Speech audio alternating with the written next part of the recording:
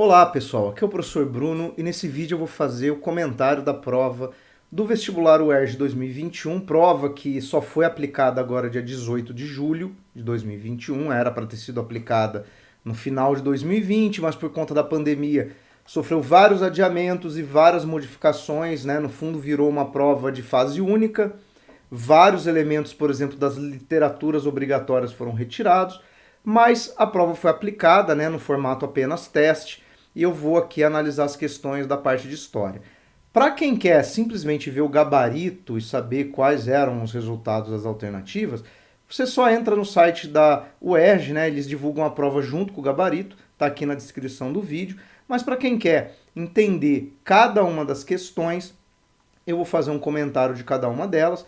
Então, vamos começar pela questão 54, né? A primeira questão da prova de história, que trazia um texto e duas imagens do filme Parasita, né, o filme sul-coreano que ganhou o Oscar em 2020. Parasita, filme do sul-coreano Bong Joon-ho, estreou no Brasil em novembro de 2019 e foi ganhador do Oscar 2020. Sucesso de bilheteria onde foi exibido, a trama se passa na Coreia do Sul na atualidade e aborda a relação entre duas famílias. Os Kim, que são pobres e vivem num porão, e os Park, abastados e habitantes de uma mansão luxuosa. Os primeiros irão se infiltrar um a um na vida da família rica, empregando-se em diferentes funções de seu cotidiano. Parasita é uma história sobre o capitalismo, segundo declara o próprio diretor, tal qual são outros de seus filmes. É a distopia na qual vive a Coreia do Sul e o mundo. Antes de ser um grande termo sociológico, o capitalismo é apenas a nossa vida, diz o diretor. E aí temos uma imagem da casa da família Kim, que não é exatamente um porão, é um apartamento no subsolo, né? Algo que é declarado no filme, é mostrado como sendo algo muito comum das famílias muito pobres da Coreia. E a casa da família Park, né, que é uma casa enorme num bairro de mansões, uma casa de arquitetura ultra contemporânea, então quer dizer, é um contraste, né, entre a riqueza e a pobreza da Coreia. E é interessante que isso não é simplesmente uma realidade sul-coreana, por isso que o filme fez tanto sucesso, né? É uma história de relações sociais muito típicas do capitalismo. Qualquer lugar que você vê extremos de riqueza, extremos de pobreza, as relações são exatamente essas, né? As famílias pobres trabalham, né, prestam serviços para as famílias ricas. No caso do Parasita, para quem não viu o filme, né, os membros da família Kim, eles acabam trabalhando para os membros da família Park, sem que a família Park saiba que eles são parentes, né? Olha o pequeno spoiler, né? Como motorista, a mãe como copeira, né? Os dois adolescentes da família Kim dão aulas particulares, né, para os filhos da família Park, né? Então vai se criando ali toda uma relação que vai se tornando cada vez mais tensa dessas relações de trabalho, né? E de uma certa exploração mútua, na verdade, né? Os Kim, por um lado, se veem como espertos, porque estão usufruindo dessa possibilidade de obter ganhos, né, obter remuneração dessa família Park. Por outro lado, a família Park também explora no sentido de que ela delega para essas pessoas pobres os serviços que eles não querem fazer. Né? Então, quer dizer, uma relação, o parasitismo aí do filme, né, tem muita discussão em torno disso, é duplo, né? Mas vamos aqui à questão. Tinha então as imagens e aí ele pediu o seguinte: a partir da observação das imagens e da leitura do texto, pode-se apontar a seguinte contradição do desenvolvimento capitalista. A. A relativização de liberdades democráticas. Que é complicado, porque se a gente for pensar, por exemplo, em termos políticos, não é disso que o filme trata. Em termos políticos, em termos até legais, se a gente for pensar na questão do iluminismo, da Revolução Francesa, né, a ideia da igualdade jurídica, a diferença econômica entre as famílias não implica em diferenças de liberdade democrática. Óbvio que eu estou falando em termos legais.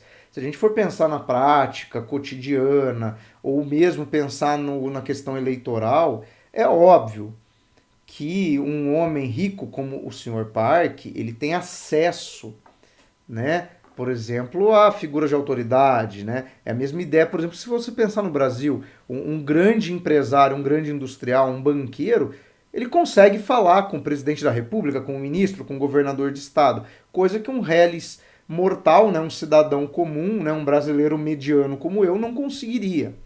Então, nesse sentido, a diferença econômica, obviamente, reflete uma diferença de poder.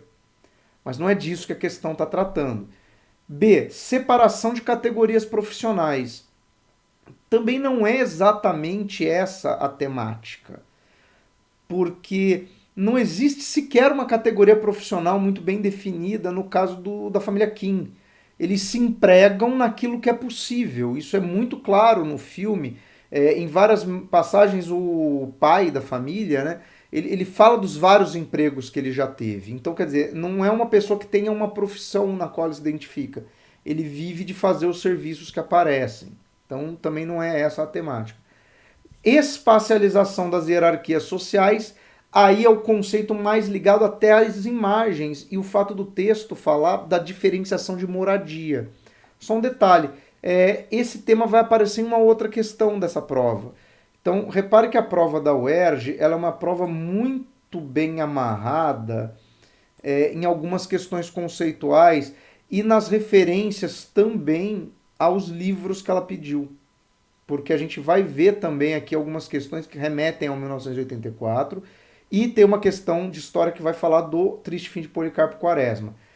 O D, né, a última, ascensão de classes populares. Também não, porque não é uma história de ascensão social de uma classe pobre, tá? Os Kim jamais se tornarão os Park. Eles não vão coexistir como iguais no mesmo espaço, mas sempre dentro de uma hierarquização.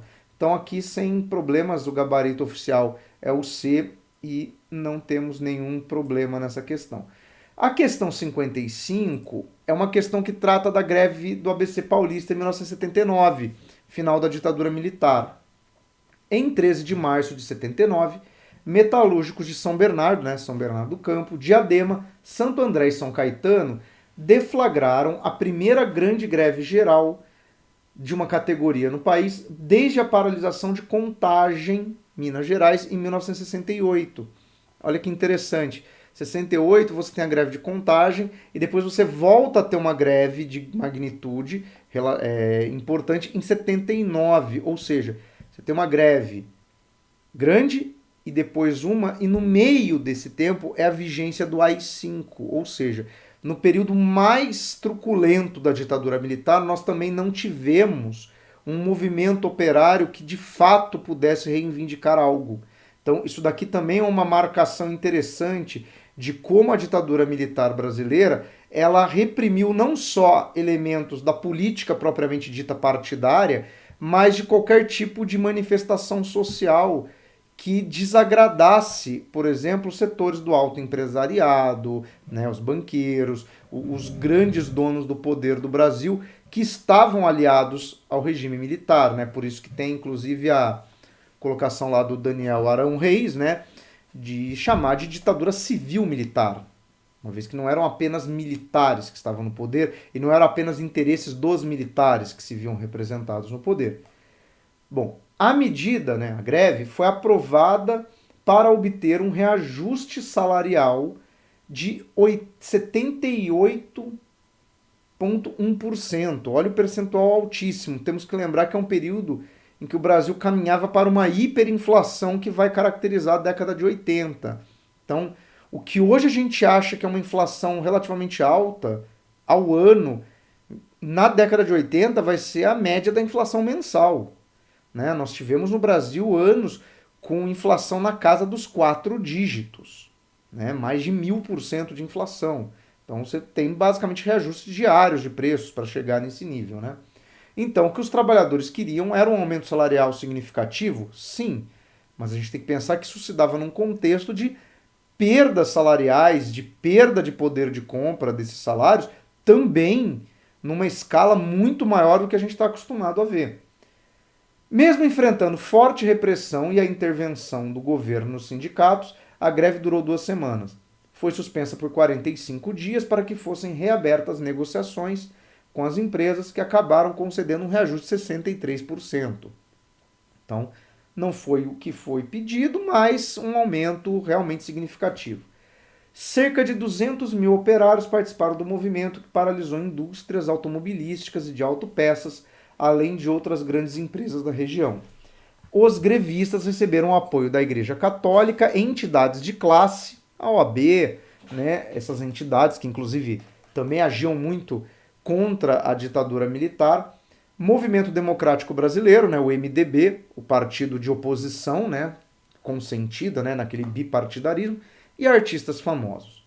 E aí nós temos uma placa aqui, Volks, né, fábrica da Volkswagen, Trabalhadores Unidos até a Vitória, e ali vários, né, metalúrgicos e tal em assembleia. Bom, vamos lá. Na história do movimento sindical brasileiro, a greve dos metalúrgicos do ABC em São Paulo de 79 representa um marco. Sua importância no contexto da época esteve associada aos seguintes fatores. Então vamos lá. Pensando no contexto, né, do fim da ditadura, ali já se encaminhando, o governo Figueiredo, regularização da liberdade de associação e anistia das lideranças locais. Aqui muita gente pode ter confundido por causa da palavra anistia. Pessoal, a lei da anistia, ela é de 79, mas ela é posterior à greve. E a lei da anistia, ela na verdade trata dos chamados crimes políticos, né? Ela tem muita relação com aqueles que eram considerados mandatos cassados, que eram subversivos, e também para anistiar os golpistas de 64, tá? Uma vez que a lei da anistia, ela estabelece como marco temporal para anistia um período anterior ao golpe de 64, ou seja, eles anistiaram também aqueles que, nos bastidores, tramaram a queda do governo João Goulart. Então, não é o item A, porque não tem uma relação com a lei da anistia. B. Interrupção de setor produtivo estratégico e respaldo da sociedade civil. Sim, setor produtivo estratégico, por quê? Porque a indústria metalúrgica era o grande símbolo da industrialização brasileira, desde do JK, desde a vinda das grandes multinacionais, né, como a Volkswagen, né, a Ford, as empresas que se instalaram ali no ABC Paulista, e porque mobilizava todo um segmento da indústria, né? E respaldo da sociedade civil aqui é o apoio dado por artistas, pela igreja, por outros setores da sociedade que não diretamente o movimento operário. Então é por isso que o gabarito marca como alternativa correta a B. C. Garantia da estabilidade de emprego e flexibilização do corporativismo profissional. Só um detalhe aqui. Estabilidade de emprego é algo que a gente associa muito aos empregos no setor público, né? De que você, uma vez contratado, né, passou no concurso público, é contratado pelo Estado, você não poderia ser demitido. Isso não existe para o trabalhador do setor privado. Você pode ser demitido mediante indenização. Só um detalhinho. Durante a ditadura militar, se fez uma pequena reforma nas leis do trabalho que instituiu o FGTS, que é justamente o fundo que te indeniza no caso de uma demissão, e a empresa paga uma multa sobre esse valor. Aí, pô, então a ditadura militar deu direitos trabalhistas, ampliou os direitos trabalhistas? Não. Houve uma troca complicada de se analisar. Por quê? O FGTS foi criado, mas acabou-se com a estabilidade no setor privado. Havia, até a década de 70. Uma vez contratado por uma empresa privada, passados alguns anos você não podia ser desligado dessa empresa, a não ser no caso de uma demissão por justa causa ou se você pedisse demissão. O que forçava as empresas a sempre propor um acordo para você aceitar a demissão. Então ela tinha que te indenizar. O que o governo fez com o FGTS? Facilitou as coisas, criou um mecanismo oficial, uma regra, né, para que esse tipo de acordo acontecesse de forma automática. Então foi isso. D. Fortalecimento do equilíbrio econômico nacional e modernização das relações capitalistas.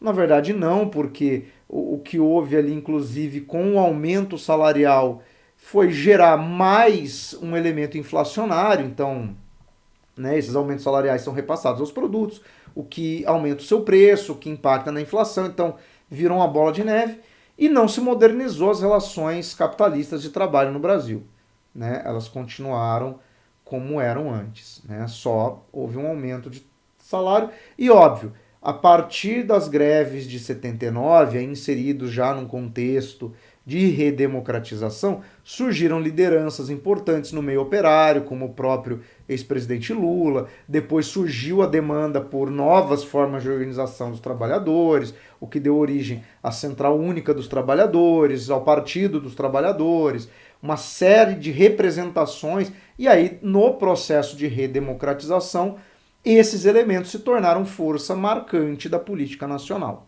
Tá? Então, existiam desdobramentos além da questão salarial, mas não era o foco aqui da questão. Questão 56 fala da África do Sul, e aí remete um pouco à questão lá do parasita. Porque olha só, a África do Sul comemora em 11 de fevereiro de 2020 o 30º aniversário da saída de Nelson Mandela da prisão. O dia 11 de fevereiro de 1990 sempre será lembrado como um dos dias mais memoráveis da história do mundo, não apenas da história da África do Sul. O dia que Madiba, Nelson Mandela, foi libertado, foi o dia em que todos sabíamos que o apartheid estava morto, disse o atual presidente Ramaphosa à multidão que se reuniu para ouvi-lo. O sistema de apartheid, o sistema de segregação racial na África do Sul, o Mandela ele foi preso na África do Sul por ser um ativista contra o apartheid. Então, a prisão do Mandela se caracteriza como uma prisão política. Ele sai da cadeia em 1990. Na sequência, o sistema de apartheid é de fato extinto na África do Sul e ele se torna presidente do país. E desde então, os presidentes da África do Sul são todos negros. É um país onde a questão política e a questão étnica andam de mãos dadas.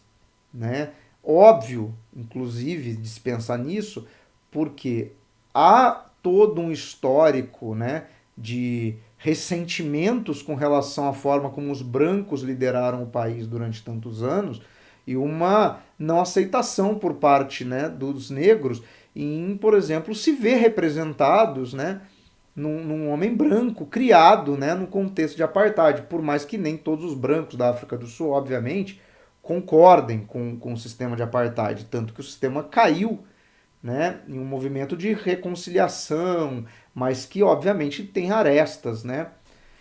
E aí você tem a segunda imagem, o segundo texto, perto de Joanesburgo, uma autoestrada separa duas comunidades contrastantes, o bairro burguês, majoritariamente branco, de Primrose e a povoação Macauze, onde os mineiros desempregados se apropriaram de terras na década de 90.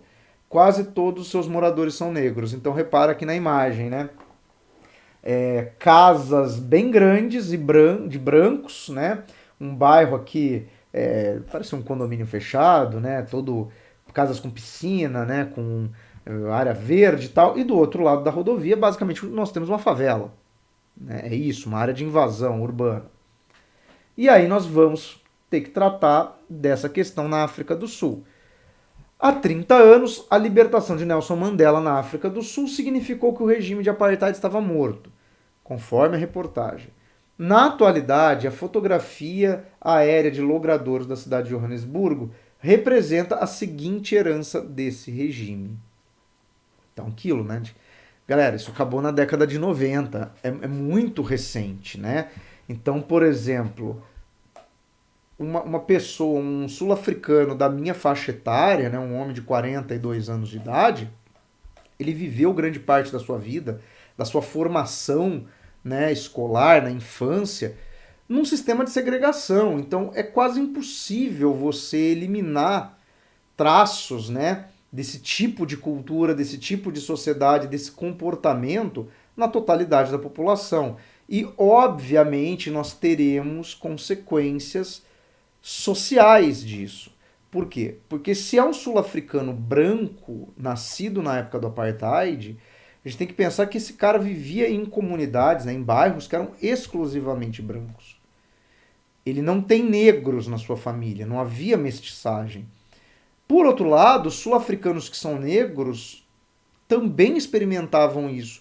comunidades completamente negras, ausência de mestiçagem, ausência de um convívio igualitário entre brancos e negros. Havia o convívio, mas de novo, se você for a essas casas brancas desse bairro de Joanesburgo, muito provavelmente o jardineiro, a empregada, a babá, serão negros, vindos desses bairros próximos. O que é uma realidade muito parecida com a que nós temos no Brasil e muito parecida com o exemplo do filme Parasita, lá da primeira questão. Então, qual é a herança desse sistema de segregação? A. Rigidez do planejamento urbano. Galera, não é, porque nós temos uma favela, não há planejamento urbano nesse contexto aqui. B. Modernização do transporte público. Por quê? Porque tem uma rodovia. O que isso tem a ver com segregação racial? Né? C. Aprimoramento do manejo ambiental. Também não, porque nós temos aqui, inclusive, a área da favela aparentemente está bem desmatada, bem degradada. E é a permanência de segregação espacial. Por quê? Porque ainda hoje se preservam bairros predominantemente brancos e bairros predominantemente negros, não mais por uma questão de proibição de segregação, mas pelas consequências, obviamente, econômicas disso, né?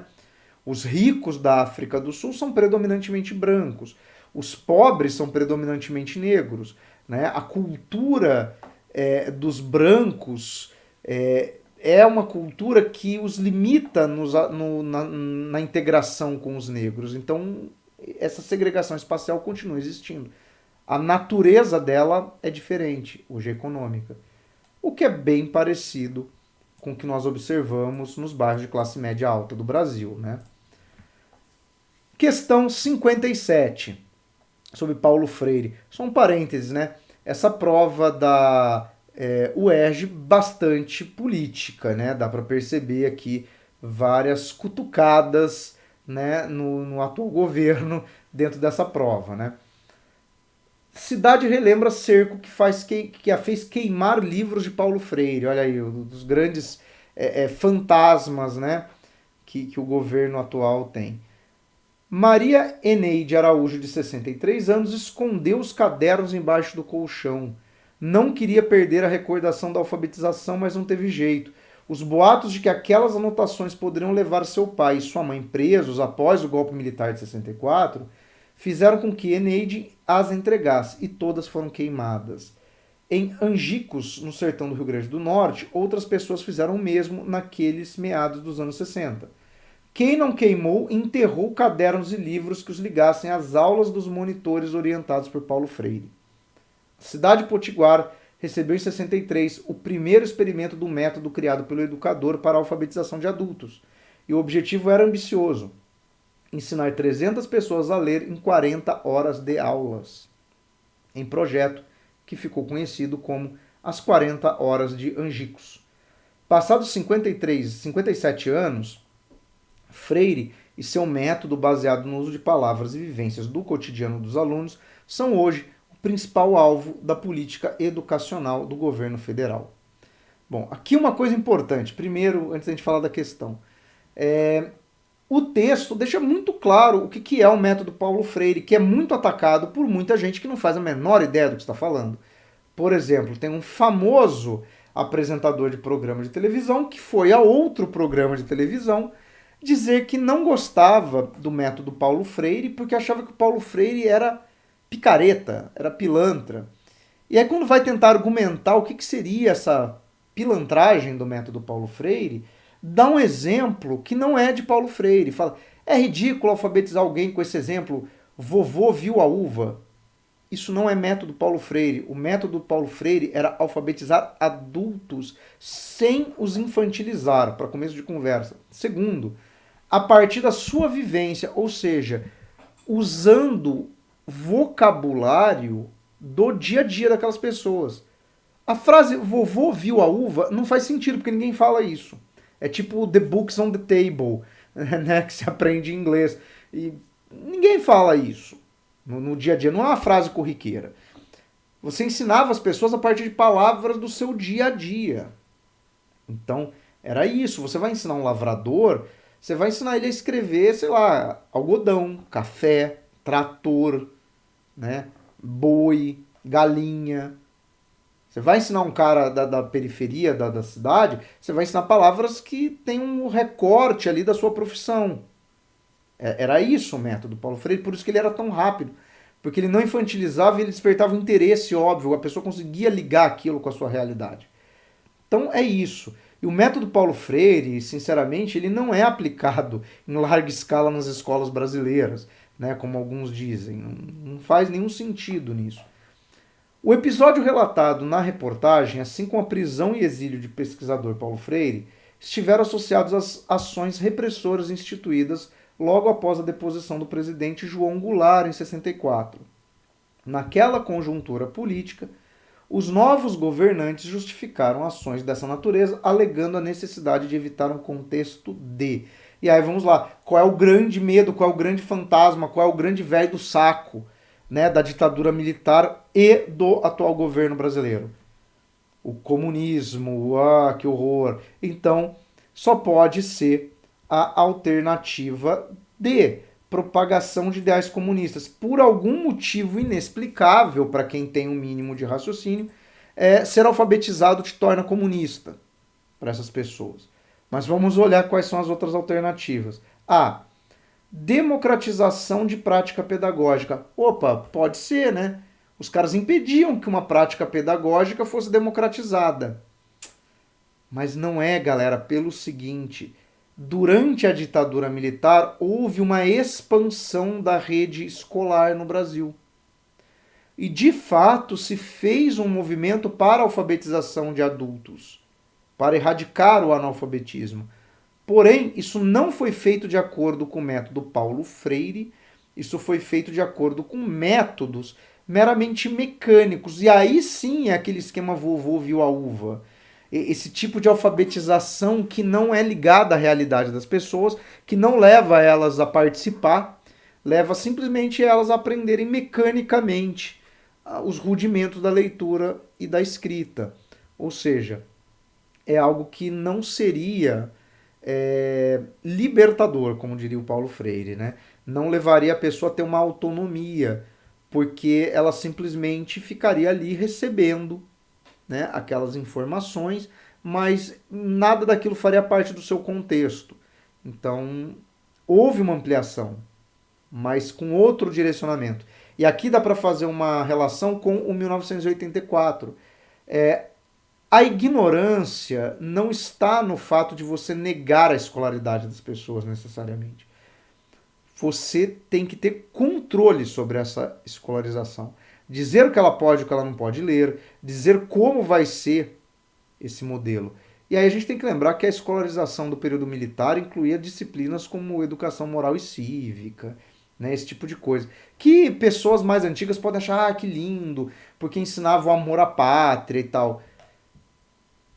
Amor à pátria não deveria ser algo que precisasse ser ensinado. Vamos dizer bem a verdade. Né? É algo que você deveria ter por assim, nossa, como a sociedade aí é boa, interessante, vamos preservar o que ela tem de bom. E não porque alguém diz que é obrigatório eu fazer isso. Né? B. Ideologização da cultura popular. Ideologia, Paulo Freire, vamos marcar isso. Só que não faz sentido nenhum essa colocação, porque o Paulo Freire ele não estava criando uma ideologia a partir da cultura popular. Então, uma construção que não faz sentido. C. Subversão de propostas liberais. Curiosamente, a ideia de alfabetizar todo mundo, de expandir o letramento, não deixa de ser uma proposta liberal. O problema é que no contexto da ditadura militar, liberalismo não é isso. Né? Por sinal, no Brasil como um todo, né? Liberalismo é privatizar tudo, é isso, né? É acabar com os direitos trabalhistas e tal, que é uma deturpação, a gente chama privatismo de liberalismo, né? Uma outra coisa. Liberalismo, inclusive, implica em questões democráticas, né? Em igualdade plena de direitos, direitos civis, direitos sociais, políticos, né? Mas aqui a galera faz recortes, né, na coisa, nunca se pega a ideia inteira.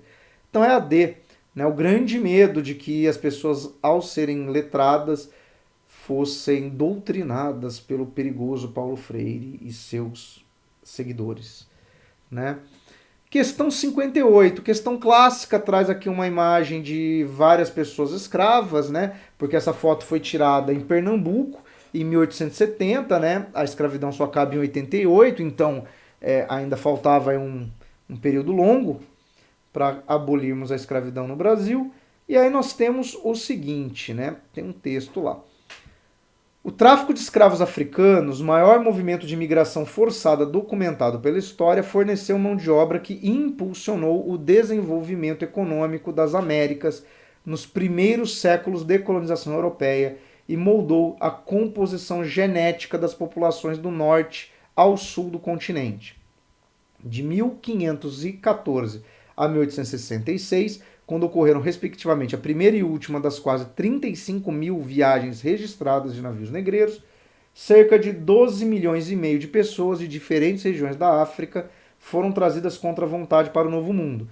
A maioria, quase 7 milhões e 600 mil pessoas, ou 61% do total, veio no intervalo de tempo curto, entre 1750 e 1850, ou seja, em um século nós tivemos 61% do tráfico negreiro. Né? É o auge do tráfico negreiro, assim, de forma chocante. Esse período de maior tráfico transatlântico de escravos coincidiu com o aumento da miscigenação nas Américas, identificada num estudo publicado em uma revista científica renomada. Segundo o geneticista Eduardo Tarazona Santos, o número de pessoas deslocadas nessa diáspora forçada foi tão grande que trouxe para as Américas representantes de toda a diversidade genética da África. Ou seja, basicamente, nós temos na América representantes de todas as etnias que haviam na África, trazidas pela questão do tráfico negreiro e que geraram uma descendência. Então, os negros nascidos na América, eles têm uma ancestralidade múltipla. Né? Eles não são descendentes de uma única etnia africana, mas de uma diversidade e de uma interseção dessas várias etnias, ou seja, uma miscigenação entre povos africanos também. Então, vamos lá. Ao investigar a diversidade das populações africanas e seus vínculos com a miscigenação das populações afro-americanas, a pesquisa mencionada contribui para a crítica do racismo, por valorizar o seguinte aspecto: a hierarquização das heranças de matriz étnica. Não pode ser. Por quê? Porque hierarquização pressupõe você colocar superioridade e inferioridade, ou seja, criar uma hierarquia. Nisso, você estaria rotulando algumas etnias africanas como superiores ou inferiores. Isso não seria uma crítica ao racismo, isso é a lógica do racismo. Então não pode ser o item A. B. Descrição das práticas de orientação eugênica. Também não, porque eugenia está muito ligada a essa ideia de hierarquização das raças. Eu vou deixar aqui no card o link para um vídeo que eu dei uma aula sobre isso, tá? Teorias raciais do século XIX e como isso tem relação não só com a ideia da eugenia, mas com a própria forma como a gente entende as hierarquias sociais a partir de uma questão racial. Então, o item A e o item B meio que dialogam com a mesma questão. C. Redefinição das dinâmicas de mobilidade geográfica. Ele também não ressignificou isso, ele não redefiniu isso. O tráfico negreiro é e continua sendo a mesma questão nessa pesquisa. O que ele trata, e por ser um geneticista, é da questão da diversidade étnica que envolve essa população de matriz africana. Então só pode ser o item D. Caracterização das relações de ancestralidade biológica, ou seja, essa herança dessa diversidade étnica. Então, aqui item D. E aqui a questão que dialogava com a obra Triste Fim de Policarpo Quaresma, né? Abordando o aspecto do patriotismo, do debate sobre a nacionalidade, né?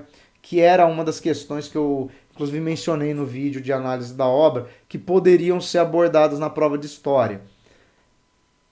E bem pensando, mesmo na sua pureza, o que vinha a ser a pátria. não teria levado toda a sua vida norteado por uma ilusão, por uma ideia a menos, sem base, sem apoio, por um deus ou uma deusa cujo império se esvaía? Não sabia que essa ideia nascera da amplificação da crendice dos povos greco-romanos de que os ancestrais mortos continuariam a viver como sombras e era preciso alimentá-las para que não perseguissem os descendentes? Reviu a história, viu as mutilações, os acréscimos em todos os países históricos e perguntou de si para si: como um homem que vivesse 4 séculos, sendo francês, inglês, italiano, alemão, podia sentir a pátria? Uma hora, para o francês, o Franco Condado era a terra de seus avós, para outra não era.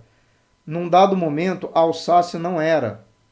Depois era, e afinal não vinha a ser. Nós mesmos brasileiros não tivemos a Cisplatina e não a perdemos? Certamente era uma noção sem consistência racional, precisava ser revista. Só um detalhe aqui, né? O Triste Fim de Policarpo Quaresma, ele é originalmente publicado em 1911 como fascículos e em 1915 como romance no único volume. Então, quando ele foi escrito, a Alsácia não pertencia à França, era parte da Alemanha desde a Guerra Franco-Prussiana, né, em 1870, só voltaria a ser incorporada à França ao término da Primeira Guerra Mundial, então, posteriormente à escrita da obra. E ele fala da Cisplatina também. Qual é o debate aqui? O que ele quer dizer com esses dois exemplos? A ideia de nação está muito associada à ideia de território. Porém, como é que você mantém essa noção, levando em conta esses exemplos de apego a um solo, a um local de nascimento, que ora pertence a um Estado nacional, ora a outro?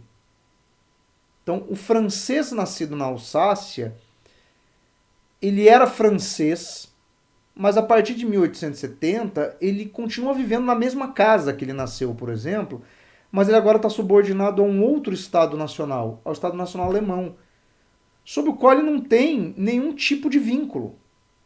Ele continua falando francês, ele continua se sentindo francês, por exemplo, vivendo dentro da Alemanha. Então, isso é o ponto aqui para o Policarpo Quaresma. Então, olha lá, no romance Triste Fim de Policarpo Quaresma, Lima Barreto abordou as contradições da sociedade brasileira no início do período republicano. Nesse contexto, a reflexão que faz no trecho citado, o personagem Major Quaresma ressalta o entendimento de que a noção de pátria pode ser definida atualmente como a herança cultural. Não pode. Por quê? Porque o francês que vivia na Alsácia não mudou a sua herança cultural a partir do momento que a Alsácia foi incorporada à Alemanha. Então não é isso. B. Comunidade imaginada. Aqui imaginada no sentido de que é uma criação, não é algo dado pela natureza. Tá? Nós definimos, isso aqui é França. Isso é ser francês. É artificial, é algo criado. Tá? É uma construção social, histórica, cultural, mas não é algo universalmente compreendido. E é essa a alternativa correta. Por quê? E aí eu entendo que muita gente vai ter dúvida nessa questão. Porque a gente está acostumado muito a dizer que uma das caracterizações de povo é a herança cultural. Mas aqui o exemplo aponta que esse elemento não pode ser levado em consideração quando a gente fala do Estado Nacional. Olha o C. Contingência geográfica. De fato, a noção de Estado Nacional ela está ligada a uma noção de território. Mas não é uma contingência, não é algo que acontece, é algo construído. Então também não pode ser o item C. E D, determinação econômica, também não é um fator econômico que explica a ideia de nacionalidade, a ideia de Estado Nacional. É algo que a gente elabora. Então é por isso que é o item B. Gostei muito da questão aqui, né, do uso do Triste Fim de Policarpo Quaresma, mas é uma questão que realmente vai ter bastante divergência aí de gabarito entre os candidatos. E a última questão, a questão 60, tem lá 2 trechos de uma publicação, né? O grito dos meninos e meninas de rua, as grandes preocupações do Movimento Nacional dos Meninos e Meninas de Rua de Pernambuco. Violência, presídio de Paratibe, drogas, Estatuto da Criança e Adolescente. E aí vem lá, Estatuto da Criança e do Adolescente. O ECA está completando 10 anos, uma década dessa lei fundamental que garante direito das crianças e adolescentes de todo o Brasil. Mas ainda falta ser efetivamente implementada e respeitada. O ECA está aí, mas falta cumprir. O que fazer? Uma ação bem articulada entre governo e entidades da sociedade civil pode dar uma solução definitiva para o problema da criança e do adolescente de rua, com educação para todos. O Movimento Nacional dos Meninos e Meninas de Rua, de Pernambuco, possui 21 núcleos de base e um pré-núcleo. Realiza formação de educadores, participa de diversos fóruns de debate e articulação sobre a realidade dos meninos e meninas de rua. Os textos acima fazem parte de uma edição de 2000 da publicação O Grito dos Meninos e Meninas de Rua. Essa publicação foi uma das ações que integrou o Movimento Nacional de Meninos e Meninas de Rua, criado em 1985, contexto também da redemocratização do Brasil, cuja mobilização teve papel fundamental para a aprovação em 1990 do Estatuto da Criança e do Adolescente, ECA, pelo Congresso Nacional. Ao comparar o conteúdo dos textos e a situação socioeconômica atual, identifica-se que o principal aspecto que compromete a aplicação do ECA é, então vamos lá, o Estatuto da Criança e do Adolescente garante direitos às crianças e adolescentes. Tem duas coisas que já são óbvias aqui no texto. São crianças e adolescentes em situação de rua, ou seja, lhes foi negado a garantia de uma moradia decente. E o texto fala de educação, ou seja, também lhe foi privado o acesso à escola. O ECA garante, como direito das crianças e adolescentes, moradia, saúde, educação, né? Condena a ideia do trabalho infantil. Esse é o tema do documento. Qual é a dificuldade que nós temos quando a gente pensa na aplicação disso? E aí a gente tem que pensar, bom, meninos e meninas em situação de rua são meninos e meninas pobres, de famílias com problemas econômicos, com abandono, com muitas vezes violência doméstica, né? Pessoas que fogem de casa, são abandonados, ou seja, mazelas sociais diversas. Então, um dos grandes problemas, e se a gente pensar, por exemplo, na evasão escolar, qual que é a grande causa de abandono da escola? Muita gente pode dizer, a escola é desinteressante, a escola não motiva, a escola é arcaica. Galera, vocês podem achar tudo isso, mas as pessoas de classe média acham a escola muitas vezes chata, mas vão até o fim. O que faz com que muita gente abandone a escola é a necessidade de trabalhar cedo. Ou seja, se nós tivéssemos, de fato, uma sociedade que viva de acordo com o que o ECA estabelece, nós não teríamos esses problemas. Mas nós temos. Por quê? Porque entre a lei e a realidade existe um limitador, que é a condição socioeconômica, que são as condições financeiras. Então é por isso que a alternativa correta é a A. Disparidade de renda familiar. O grande problema aqui é lidar com as populações carentes. A necessidade as empurra a condições de vida que são inadequadas de acordo com o Estatuto da Criança e do Adolescente. Então, esse é o grande problema. B. Estagnação da oferta laboral. O problema não é falta de trabalho. Né? Inclusive, se a gente for pensar trabalho, aqui ele está falando o quê? Trabalho para essas crianças, mas o ECA condena o trabalho infantil, então não é esse o problema. C. Interrupção de reformas urbanas. Também não, porque se a gente for pensar nos processos de reformas urbanas, desde a grande reforma urbana do Rio de Janeiro do início do século, ou esses processos que a gente tem hoje de revitalização dos centros das cidades, que basicamente é para combater cracolândias, moradores de rua, cracolândia virou um genérico, não é isso, né? Não é resolver essa situação. É simplesmente desalojar essas pessoas do centro da cidade e mandá-las para as periferias. Não resolve o problema, só transfere ele para outro lugar. E a D, analfabetismo de populações rurais, também não, porque meninos e meninas em situação de rua é um fenômeno tipicamente urbano e não rural. Beleza, pessoal? A prova da UERJ, embora não tenha tantas questões, ela é longa, né? Os textos são longos, eu realmente me alonguei aqui nas considerações de cada questão, porque eu acho que é a ideia, até para vocês revisarem esses conteúdos. Se você gostou, dá um curtir aí, se inscreve no canal, que eu preciso chegar aí a 1000 inscritos. Compartilhe com outros amigos seus que estão prestando os vestibulares e até o próximo vídeo. Um abraço a todos.